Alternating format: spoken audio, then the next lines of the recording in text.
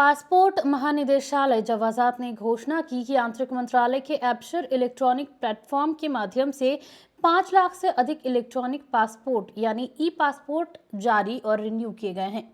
यह अक्टूबर 2022 में 2 ऑनलाइन सेवाओं के लॉन्च के बाद आज से पिछले 9 महीनों की अवधि के दौरान था। सऊदी नागरिक एबशर प्लेटफॉर्म के माध्यम से अपने पासपोर्ट जारी या रिन्यू करवा सकते हैं और इसे प्लेटफॉर्म पर रजिस्टर्ड अपने राष्ट्रीय पते पर वितरित डाक वाहक के माध्यम से प्राप्त कर सकते हैं। निदेशालय ने कहा कि अरब देशों की यात्रा की स्थिति में पासपोर्ट की वैलिडिटी 3 महीने से कम नहीं होनी चाहिए और बाकी देशों के लिए 6 महीने की अवधि होनी चाहिए। निदेशालय ने कहा कि परिवार रजिस्ट्री कार्ड को वैलिड यात्रा के रूप में नहीं माना जाता है। जवाजात ने राज्य से बाहर यात्रा करने के इच्छुक नागरिकों से अपने पासपोर्ट की वैलिडिटी की जांच करने और यात्रा की तारीख से काफी पहले उनके या उनके आश्रितों के लिए नए पासपोर्ट के रिन्यूअल या नया पासपोर्ट जारी करने में तेजी लाने का आह्वान किया। जवाजात ने दोहराया कि जो लोग राज्य से बाहर यात्रा करना चाहते हैं उन्हें वैलिड पासपोर्ट रखना होगा।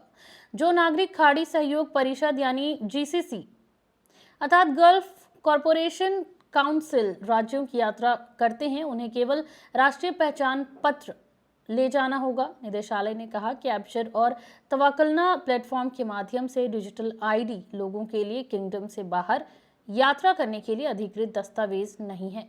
आपको बता दें कि सऊदी इलेक्ट्रॉनिक पासपोर्ट फरवरी 2022 में लॉन्च किया गया था। जवाजात ने पहले स्पष्ट किया था कि सऊदी नागरिक और उनके आश्रित एबशर में परिवार के सदस्यों के लिए सर्विस मेन्यू के माध्यम से उनके लिए या उनके आश्रितों के लिए ई पासपोर्ट जारी करने का अनुरोध प्रस्तुत कर सकते हैं। जवाजात ने यह भी कहा कि इस पासपोर्ट जारी करने में सक्षम होने के लिए 10 वर्ष और उससे अधिक आयु वालों के लिए राष्ट्रीय ID एक आवश्यकता है। एक सऊदी अखबार ने सरकारी आंकड़ों का हवाला देते हुए बताया कि इस साल की पहली तिमाही में लगभग 50,826 कर्मचारियों, जिनमें ज्यादातर सऊदी नागरिक, उन्होंने राज्य में अपनी नौकरियां छोड़ दी। यह आंकड़ा कुल श्रमिकों का 36% है जिन्होंने इस अवधि के दौरान बीमा प्रणाली यानी बीमा सिस्टम की सदस्यता लेना बंद कर दिया था।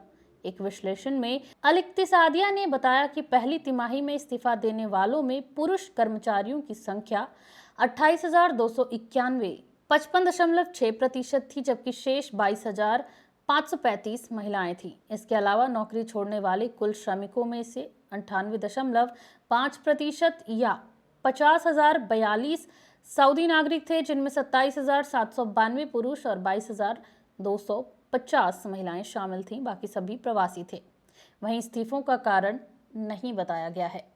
सऊदी अरब और रूस द्वारा अगस्त के लिए तेल उत्पादन में कटौती की घोषणा के बाद मंगलवार को तेल की कीमतों में बढ़ोतरी हुई, जिससे आपूर्ति की कमी को लेकर चिंता बढ़ गई है। दुनिया के 2/3 तेल के लिए बेंचमार्क ब्रेंट UAE के समय अनुसार रात 10:56 पर 2.14% बढ़कर $76.25 प्रति बैरल पर कारोबार कर रहा था, जबकि वेस्ट टेक्सास इंटरमीडिएट, जो अमेरिकी कच्चे तेल पर नजर रखता है, वो 1.73% बढ़कर $71 प्रति बैरल पर था। सोमवार को ब्रेंट लगभग 2% बढ़कर 1.01% गिरकर $74.65 प्रति बैरल पर बंद हुआ, जबकि WTI 1.20% गिरकर $69.79 पर था।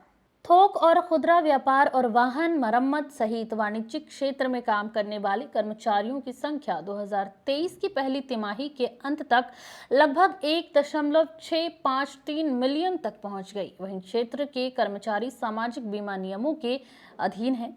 अल इक्तिसादिया अखबार ने आधिकारिक सूत्रों के हवाले से बताया कि पिछले 3 महीनों के भीतर कुल 4,451 सऊदी पुरुष और महिला कर्मचारी इस क्षेत्र में शामिल हुए हैं। इस क्षेत्र में सऊदी की संख्या 4,24,734 तक पहुंच गई, जो कुल कर्मचारियों का 25.7% है, जबकि विदेशी कर्मचारियों की संख्या 12,28,816 तक पहुंच गई है, जो कुल कर्मचारियों की संख्या का 74.3% है। जहां तक इस क्षेत्र में महिलाओं का सवाल है तो उनकी कुल संख्या लगभग 2,13,000 तक पहुंच गई, जो कुल महिला श्रमिकों का 17.4% है।